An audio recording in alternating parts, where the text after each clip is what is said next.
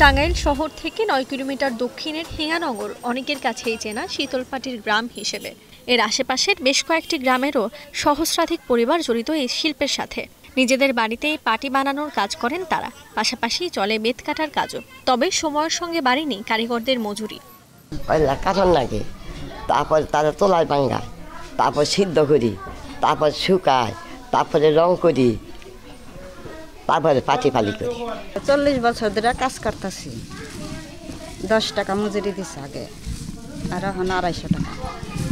এই কাজ করে খাইতাছি। সব জিনিসের দাম বেশি, এই কারণে পুষে না। এটা যার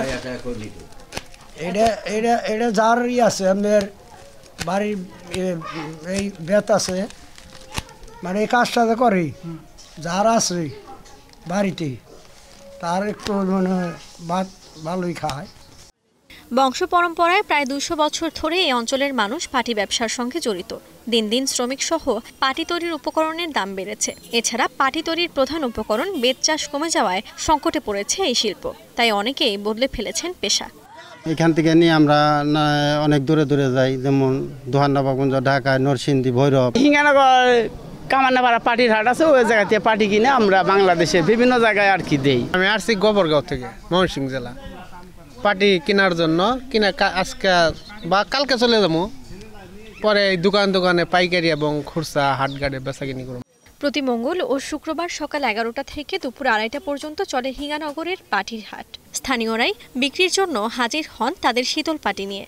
এই হাট থেকে টাঙ্গাইল, ঢাকা, নরসিংদী, ময়মনসিংহ, মানিকগঞ্জ সহ দেশের বিভিন্ন অঞ্চলের পাইকাররা পাটি কিনে তাদের স্থানীয় হাট বাজারে বিক্রি করেন। প্রতি পাটি থেকে কেনা ও গাড়ি ভাড়া খরচ বাদে 30 থেকে 50 টাকা লাভ করেন তারা।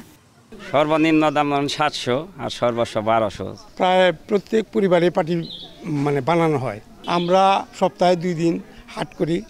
আমরা মাহমুদপুর থেকে আসে, গমদানি থেকে আসে, হিঙ্গানগর, অন্যান্য জায়গায় থেকে আসে। 6টা পাটি নিয়ে আসছিলাম, 3টা বিক্রি করছি, 3টা বিক্রি করতে পারি নাই। লোকের সংখ্যা কম, ক্রেতা কম, এই জন্য বিক্রি করতে পারিনি। আমরা উভয় আমাদের ব্যবসা, এটা বাপ দাদার ব্যবসায়, আমাকে পাটির ব্যবসা। আমরা বানাই, আমরা বেতিটা তুলে দেয়, আমার পরিবাররা তারা বুনায়। সপ্তাহে আমরা যদি পরিবার 2 জনে থাকি, তাইলে সপ্তাহে 3টা পাটি বানানো যায়। হাটের সভাপতি বলছেন, পাটি ব্যবসাকে কেন্দ্র করে হিঙ্গানগর সহ আশেপাশের কয়েক গ্রামের সহস্রাধিক মানুষের কর্মসংস্থানের সৃষ্টি হয়েছে। সপ্তাহে 2 দিনের এই হাটে 700 থেকে 1000 পাটি বিক্রি হয়, যার আনুমানিক বাজার মূল্য প্রায় 20 লাখ টাকা। আমার এই গ্রামে আনুমানিক 1000-1200 লোক পাটির কাজ করে। পাটির অবস্থা এখন তো মোটামুটি, তারা খুব উন্নতি করতে পারে না, ওই মোটামুটি যা কাজ করে তাই দিয়ে সংসার নির্বাহ করে।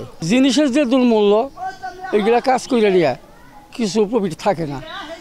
টাঙ্গাইলের শীতল পাটির চাহিদা সারা দেশেই রয়েছে, তাই এর ব্যবহার ও বেত চাষ বৃদ্ধি করতে পারলে শীতল পাটির সুদিন ফিরিয়ে আনা সম্ভব বলে মনে করছেন সংশ্লিষ্টরা। এখন টাঙ্গাইল।